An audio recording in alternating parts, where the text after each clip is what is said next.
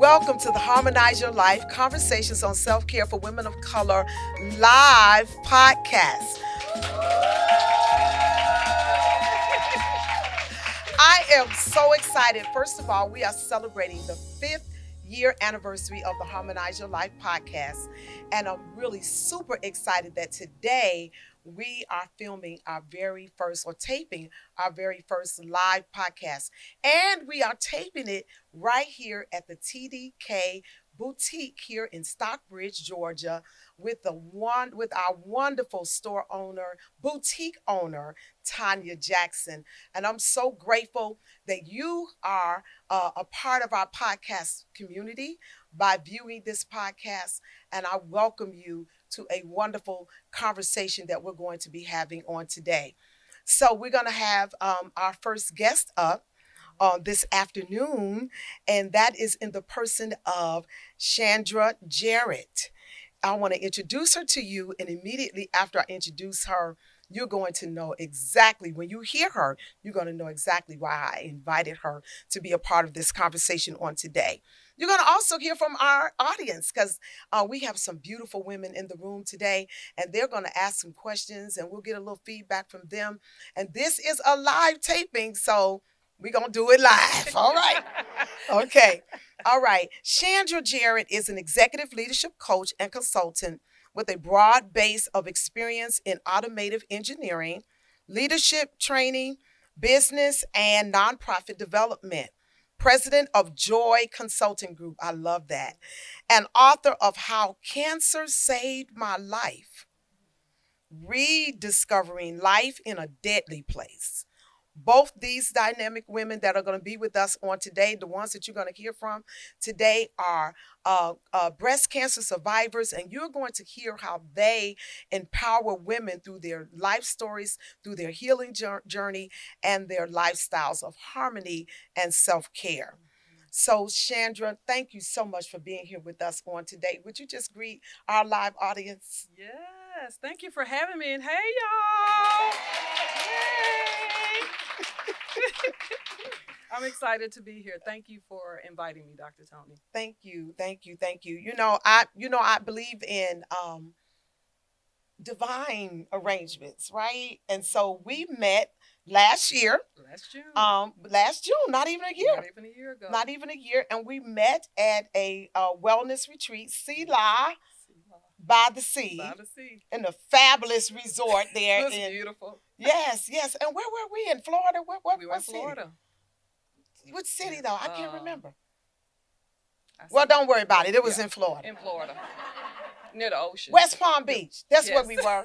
We were in West Palm Beach with Ambassador Susan Johnson. Yes. And it was just a wonderful time for us to be together and to meet one another. And I knew the moment we met that God had something for us to do together.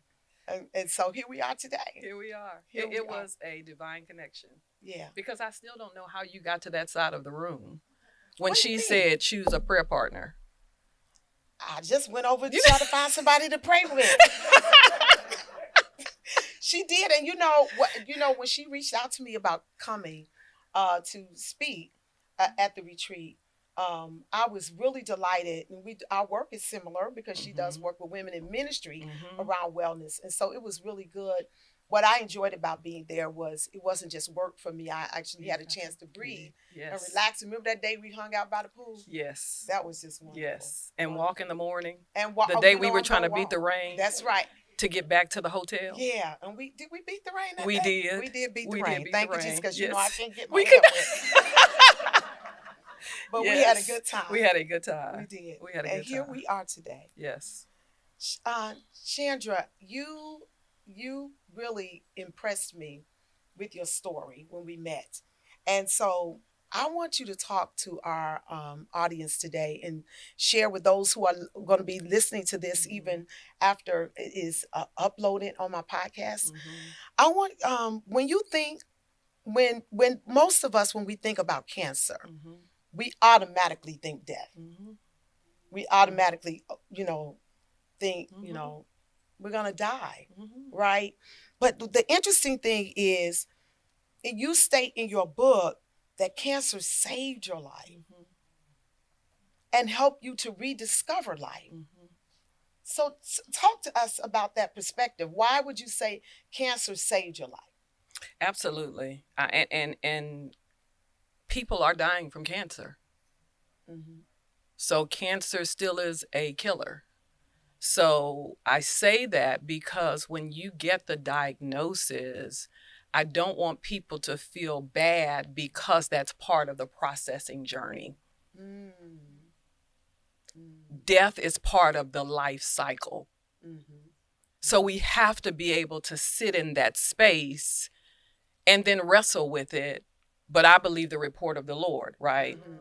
And so I had to reach a place where I had to say, Lord, whatever the outcome, I trust you. Okay. If you give me 5 days or 50 more years, I'm going to praise you because I trust you because you know the days. But if I were to go back to how I got there, I say often to women, it's important to know your body. So when we talk self-care, part of self-care is paying attention to your body because I found the cancer. Okay. I knew there was something different. And since women are in the room, right, I knew there was something different with my left breast. I woke up, it was enlarged, nipple inverted, no pain, no discoloration, but I keep a notes app on my phone. And I knew I was seeing my PCP in 3 weeks. And I always make notes before I go see her. And that was one of the notes. And so I went. I didn't know she was a breast cancer survivor. But as soon as she begins the exam, she says, tell me what's going on with your breast. And I explained to her. I woke up one morning because that's what it feels like. It just shows up. But if you really research it, self-care, and we're going to talk about it, it really, sometimes things lead up to that. And so fast forward, she said, I'm going to give you a mammogram and an ultrasound. They did it in the same day. And the radiologist said to me, he said, what I see, there's no lump. I know, there was no lump. It was sitting in the lining behind my nipple. It measured 7.54 centimeters. Wow. Not millimeters. He said it should be your lining should be 1 to 2 millimeters. And it's measuring 7.54 centimeters. When they did the MRI, it actually measured 10 centimeters. So they tell me the next 18 months are going to be very difficult. You're going to hit some bumps in the road, but you're going to come through this. And I'm the type of person, I gave my life to the Lord at 13. I've been journaling since I was 8. I will wrestle with God. Like, I want clarity. I'm not a why me person, but Lord, I need you to show me how to walk this out. I really do. And you already quoted the scripture God gave me. I still remember laying on my bed and I went to sleep. I have one son. I was living in Virginia at the time. He was living in Nashville. And I couldn't even tell him. I had to text him, and all I could text him and say was they found cancer. And I couldn't talk to him, and I went to sleep, and I woke up, and the Lord said, you shall live and not die and declare the works of the Lord. That's what he said. That's what he said. And so I clung to that. And so in the process of the mastectomy, then radiation, I would remember laying in my bed. And the Lord says, you've been living, but you haven't been living. Woo! Wait a minute. You said something. Now, you know I have questions and I got it all written out, but we also follow, right? You were living, but you weren't living. What do you mean by that? I was going through the motions. Going to work every day, coming home every day, going to work, coming home, doing the things. But I was not living an abundant life. I was not taking care of me. I just wasn't living. And that's when I say it was a wake-up call for me. I didn't visit my family often. I didn't hang out with my friends. Life was leading me. Ooh. Instead of you leading Instead life. of me leading my life. That's so powerful. That's so powerful. Powerful. Life was leading me And how many times do we just, get on that hamster wheel? Yes. And I tell people all the time, you've heard me say it, things don't stop. We do. Right. If Yes. you're waiting on something to stop for you to start living, you're never going to It's never live. gonna happen. And so you have to put yourself in timeout. You have to say, Yes. enough is enough. Listen to your body when it's time for you to rest and all of that. Like you said, even not visiting your family, not hanging out with your girlfriends. We're just waking up in the morning, time to make the donuts. Yes. But we're not living. We're not living. Wow. We're not living. So how did you rediscover life? How did you rediscover life? While laying in the bed, when I couldn't move, because I was in recovery. And many times we're sick because our body is tired. It's exhausted. I say to my granddaughters, they're 11 and 6, but the youngest would never go to sleep. And I would say, you see mommy and daddy's car outside? It's resting for the night. Your body should rest like it. Because you can't keep running it over and over without stopping it. And so while I'm laying on that bed, I said, okay, I need to figure out how to live life, how to live my life. And what are some of the changes that I'm going to make to live? If God says I'm not going to live and not die, then I've got to, like, he's already given me the promise. Now, what am I going to do with the promise? It's kind of like that vision you had. Yeah. Right? Yeah. What do we do with the information once we get it? Yeah. And I then decided I'm going home to Nashville every other month. I'm going to intentionally spend time with my family. I'm going to intentionally spend time with my girlfriends. It wasn't that I didn't have them. I have a girlfriend in this room right now that we've been friends since 7th grade. It wasn't that I didn't have them. We're just all, like you said, making the donuts, but not being intentional about slowing down. So I made a list. I'm the queen of lists. I made a list. And what was on the top of your list? Seeing my family.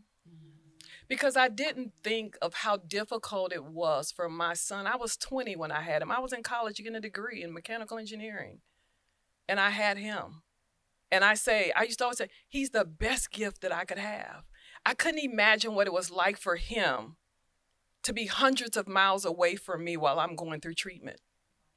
So I determined that the best way I could show my love to him was to let him see me every other month. Wow. You know, the old people say, I need to lay eyes on you, baby. Yeah. Come on. I need to lay eyes on you. And it's better to be seen than viewed. Yes. Yeah. So that was at the top of my list. Yeah. Yes, ma'am. Yeah. That's, I mean, it's amazing. Oftentimes, why do we have to go through crisis, though, to figure this out? Like, really? That part. Because for me, it was the diagnosis with Graves' disease, right? And it was the, being on that hamster wheel and, being in ministry, right? Yes, ma'am. It's all, things never stop. And you No. have to just say, you know what? You have to purposely ignore stuff. My husband used to tell me, you need to learn the art of willful neglect. Ooh. Oh, my goodness. That's good. And sometimes I have to tell myself, because when you're a type A personality, you want everything done, you want it done a certain way, right? I get tickled when we do marriage conferences sometimes. We talk about, the differences in the way we do things, right? So when we first had our son, Jonathan, one night I woke up in the middle of the night and I was like, oh my God. He was like, what's wrong? And I was like, I need help. And he was like, well, what do you need? Well, first of all, I'm mad that I got to tell you what I need. Why can't you figure this out? And he said, well, what can I do to help? And I said, well, can you just make the bottles? And then he said, okay, I'll make the bottles, right? Then I go in the kitchen behind him making the bottles. Why are you in the kitchen behind me? And then I'm telling him, that's not how you make the bottles. You got to put it in. And he looked at me, he said, now, are you going to make the bottles or am I going to make the bottles? Because if I'm going to make them, I got to make them my way. And you know what I had to do? Let him make the bottles. And you know what? The boy lived.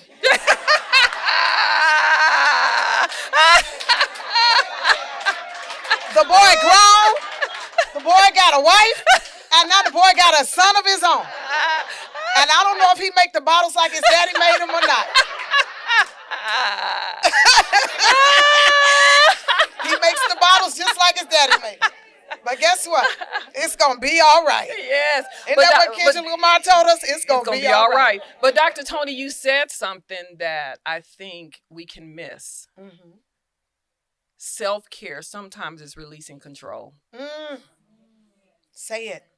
It really is being able to be okay with someone else doing it that way. Mm-hmm. And when I'm coaching, I often tell people, I compare it to GPS. Mm-hmm. If you're a leader that wants your team to do it exactly the way you do it, mm-hmm. you are not empowering them. Mm. You are controlling them. Wow. Okay? Come on, girls. You're controlling them. Come on, where are my control freaks? Don't leave me out here by myself. All right. We in therapy. But if you put in, okay, I came from Nashville, I put in my GPS, right? It's going to give you a million ways. It's going to give you a million ways. Yep. Mm-hmm. If the goal is to get to the destination, allow them the freedom to get there. Just tell them when you need them to get there. And let them figure out the rest, because then you get to see the gaps. You get to see the opportunities to grow and to learn. You done set us free. And that's, that's not on our agenda. No. They can have that one. No. You setting us free. Come on, girls. Yes. We know it. You said that one. All of us, all, listen, because the other thing about that whole releasing. Yes. Right?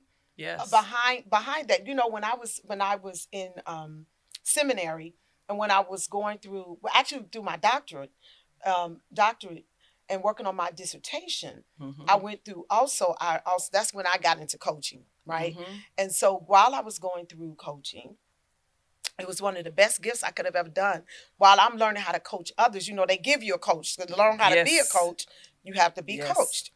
And one of the things I discovered in that time was one of the things that was driving me, right, mm-hmm. was a fear of failure. Yes. A fear of success. Yes. And a fear of rejection. Yes. And so sometimes we have to look at what is under that. Yes. That control. Yes. What is under why I'm running myself so much? Yes. Am I afraid that if I say no, they won't ask me again? Yes. Right? Mm-hmm. And in ministry, you know what I'm saying? If I don't come when they ask me, I ran into someone last year, and she said to me, she asked me about a conference, mm-hmm. a well-known preacher conference that mm-hmm. a lot of us go to. And she asked me, was I going? And I said, no, I'm not going. And she was like, you're not going? Everybody goes. Mm-hmm. I'm not going to call the conference. Mm-hmm. And I said, no, I've been running. I've been out of town. I had like 4 or 5 ministry engagements back to back. And during that time, I was also planning the self-care retreat. I said, no, baby, I'm not going to be able to go. Mm-hmm. And she was like, well, I just feel like if I don't show up, if you don't show up. And I said, listen, I have gotten over showing up to places just to show up. Yes. Yes. And I believe every place that I'm supposed to be, that's where I will be. And every door that I'm supposed to walk through, that's what I will walk through. So I don't have to kill myself trying to be noticed or seen. Right. And that's a part of self-care, mm-hmm. right? And we can talk coaching versus therapy, right? Mm-hmm. And why it's important to balance that and that fear. When I remember when the doctor prescribed the medication for me, for my treatment, I wouldn't take the pill. I wouldn't take it. I'd never been on medication. I didn't want to accept it. I'm not taking it. And I remember him bringing me in fear. Mm-hmm. And he said to me, Chandra, I have people who refuse to take the medication. I have people who will take 10 pills if I give them to them. He said, you've got to find a middle if you want to live. Do not let fear keep you from getting well, right? So finding these underlying things are really important to how we grow and how we live in that self-care. And then here's another thing. When I pastored, I remember all the responsibilities. First of all, I'm mad at you that you said when you pastored. I know. Bless the Lord. When I pastored, I remember initially being available all the time. Mm. And I remember reading Psalm 91 when it says that God never sleeps nor slumbers. Mm. I told him I'm going to bed. I know that's right. Because if God is going to be up all night, why do I? Dr. Tony, self-care. I give you. When I got the revelation and I started having office hours. Yes. And saying, these are the days that I work. And these are, and then people, but Pastor, can you? No. If you make an appointment with your dentist, you make an appointment with your mechanic, you don't go to the bank at all times of the hour, you don't go to your lawyer at all times, then you can make an appointment with your pastor. Yes. And God is the one that's available 24/7. 24/7. No human being can do that. We cannot. Yeah. We cannot. And it's so freeing when we get there. And then what I really like about it, it is not just taking care of us, because, you know, when you learn to take care of you, you give other people permission to take care of them. And so as a pastor, when I've learned how to take care of me, I insist on the people around me taking care of themselves. Absolutely. I insist on them going on vacation. Yes. Having time off. Yes. Leave. You know what I'm saying? All that. Spending family with their time. family. Yeah. Vacation, which is what the self-retreat was for me. Yeah. It was my treat to me. Yeah. Right. So talk about that. We getting ready to wrap up in a minute. You went to your very first Harmonize Your Life Self-Care retreat in Costa Rica, honey. Yes. Yes, I did. And it was amazing. It was amazing. I believe, and I do try to treat myself to something every year, but now that's already going to be the extra, because I've already registered for the next one. Yeah, you registered before we left. I needed to go ahead and take care of that. Okay. But yes, I didn't know what to expect. And so I say to women who may be new, when you get there, you're going to feel like you're at home. Your team is amazing. Talk to that camera right there. Her team is amazing. When we entered, they greeted us, celebrated us, loved on us. I felt like I was at home with people I had all known all my life. Dr. Tony, I felt like I'd known them all my life, like really. But I needed some downtime. I'm the caregiver of my 84-year-old mom. And God called me back home, moved back from Virginia to Tennessee in 2020. And we've always had, I'll just say, a strained relationship. My mom has always favored the boys. And so it's been this rocky road of caring for her and loving her. And so my prayer has been, Lord, I want to love her well for the days she has, however long they are. And that was a time for me to get away and just be able to disconnect and have some downtime. This is what I want you to do. Because you brought up something, that whole caregiving thing. And I want you to talk again to that camera, to a woman that may be a caregiver. And what would you say to her right now? If you are a woman who is a caregiver, I would say take care of you first. Because if you don't take care of you, you cannot take care of the person you're taking care of. You've got to give you care to give them care. And I want to encourage you to not feel guilty to step away, to not feel guilty to take time for you. Don't feel guilty bringing in care sometimes so that you can have a break, if it's a few hours or for a weekend. Because you deserve to be cared for. You deserve to be cared for. And you're worth it. You're worth it. Come on, y'all. You're worth it. Yes. And I'm going to look into this camera because I want to give you a resource. If you are a caregiver, first of all, I want to lead you to Dr. Jean Porter King's book, Caring Well. It's amazing. Amazing book. Dr. Jean has been on our podcast. If you've been following this podcast, you know her from her book, Leading Well. And then she has a sequel to that book entitled Caring Well. And so I encourage you to get Dr. Jean Porter King's work. But I also want to encourage you, one of my daughters who's in the audience today just started a caregiver ministry called The Seventh Day. And Minister Artanzia Logan is meeting every seventh day with caregivers on the 7th day of the month. And so I encourage you to find her, look her up on, and we'll make sure that you can get her information. You can email me at hello@drtonyalvarado.com, and we'll get those resources to you, because part of self-care is getting the right resources to take care of yourself. All right. Can I share one testimony about the self-care retreat? So I've been in treatment. This is a second round of breast cancer. That's another podcast. But when I got back from the self-care retreat and saw my oncologist, my numbers were the best they've been in a year. Wow.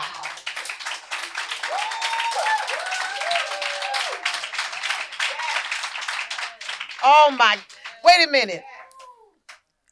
After you came back? After I came back, I see every month I go. So I have all the, but he said, these are the best. And we looked, the best numbers you've had in 1 year. He said, I don't know what you did, but keep doing it. Oh my God.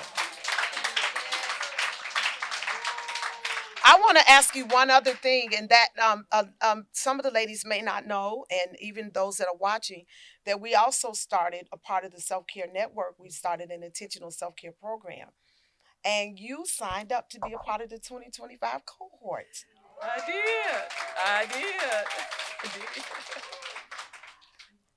I just want you to share just one nugget that you're getting from being a part of that cohort, and how is that improving your overall wellness, health and wellness? One nugget: accountability.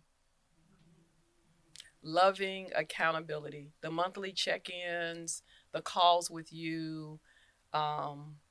It's like, right, as a coach, you want a coach. Mm-hmm. As a mentor, you want a mentor, right? Like, you want somebody that'll speak into your life. And a month ago, you said one thing to me, just one word of wisdom. You said, Chandra, when you get up in the morning, ask yourself what you want. What kind of workout do you want to do?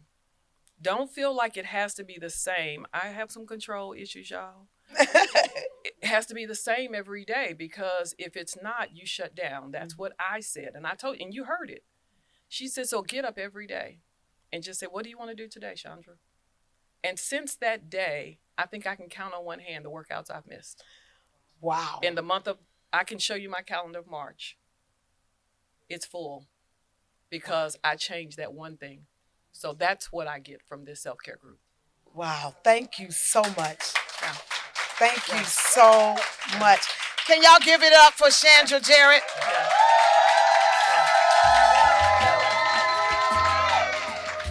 Okay, we're going to take a break right here, and we'll be right back with a few questions with Chandra Jarrett. Thank you for being here, and thank you for our conversations, even while we were on the retreat. But you mentioned, as a caregiver, trying to, I'm going to use the word course correct, the relationship with your mom and being able to honor her. And as a caregiver and working with caregivers, what advice would you give to people who are in similar situations where the relationship, while the person was healthy, wasn't the best, and now you're responsible for caring for them? That's a great question. I'll answer that kind of two ways. One, as an unbeliever, that path would look different, okay? Because I don't know what the standard would be. So I can only talk about for me as a believer, okay? As a believer, for me, I would say to someone, be honest about how you feel. Within 2 months of bringing my mom home, I looked for a therapist because my little girl started showing up. And we had, a pastor used to call it an intense moment of fellowship. Okay, where she just snapped on me because I made a statement, and went to her room mad and closed the door. And I gave her a moment. And when she came out, I reminded her that I'm 50-something years old. We're two grown women in this house. I'm going to respect you and I'm going to honor you, but you're not going to talk to me that way. That's not respectful. And so I would say, be very honest about how you feel, be honest about in the communication. I believe there's a way to do it without dishonoring your mother or your father. But I also learned very quickly that there was some stuff in me that I needed to deal with. And I needed a therapist to help me to work through my stuff. And one of the things I remember my first therapist, because I've had two in the last 4.5 years, because I changed. And I think looking for a therapist should be like buying a house. Like people want to go and just check them. No. I do consultations for 15 minutes to see if you're a good fit for me. Do you have the skill sets? Can you answer the questions? Are you engaged? Right? But the first therapist said to me, Chandra, you can either live with the mom you wish you had. Whew. Wow. Or you can evolve and give her the space and love the mom she is today. My God. And as a mom, I want my son to do that with me, right? So it has forced me to really walk through the word and find ways to forgive her while loving me, to love her. Chandra, I just want to say that was powerful. What your therapist said to you, you can either live with the mom you wish you had, or what was it? Or evolve with her and love the mom she is today. And Dr. Tony, I say, we see now, right, Jesus plus therapy shirts and taglines. And therapy has been such a stigma in the church for us. And I do believe the Holy Spirit is the perfect counselor. But here's my position on that. When I was diagnosed with cancer, I needed an oncologist. That's right. I needed a breast surgeon. Right. So when it comes to my mind and my emotions, Yes. I need somebody who's trained in that can help me connect the dots to say, Chandra, do you see this? Do you see this pattern? I Do you see what women you're doing? crying right now. I see women in this room can really relate to what you. Because we need it. Yeah. We're dying while we're living. Like we are taught in the church, honor your mother and your father. But what happens when my mom is the one that hurt me? What do I do with the pain? How do I process that? Who's going to teach me how to honor her while being able to name the sin against me? To be able to call out the pain I experienced and not abuse her. I still want to love her, but I got to be able to name it, to bind it to the cross. Woo! I got to be able to say it, to surrender it to Jesus. I got to be able to walk through that. And I'd much rather do that with a therapist that loves the Lord than me doing it with her. Yeah. I don't want it to spill out on her, even though we still have moments. I want to work through my stuff because I'm not perfect. Yeah. I got stuff. Yeah. But she got some stuff she did to me. Yeah. And then I think you're giving her grace. Absolutely. Giving her that Yes. grace, and giving yourself that grace Yes. is so It's powerful. important. So powerful. And I imagine that you're setting your mother free. I imagine that you're setting her free. Because there's power in that forgiveness. Yes. And in that unconditional love that you Yes. are providing for her in her old age. Yes. That is powerful. You say in your book, and you said earlier, that when we care for ourselves, when we practice self-care, right, we give other people permission. And I think we all get to choose how to walk out our pain. And I can either cut you or I can hope to heal you. Woo! By showing you something different. I don't have to respond to you the way you treated me. Right? And so I need a team of people around me, whether it be friends, retreats, meeting new friends out in this audience that I met on like they didn't know my story. But they loved me. At that retreat, they hung out with me. They had breakfast with me. They worked out. Where my workout? Did every workout. Met friends working out. All of that filled me. So I could go back and just love her. Oh, wow. Self-care. One more last question. Self-care. No more? All right, they said we don't have time for any more questions. That's a wrap. Chandra? That's a wrap. Oh my God. Okay, y'all, let's give it up.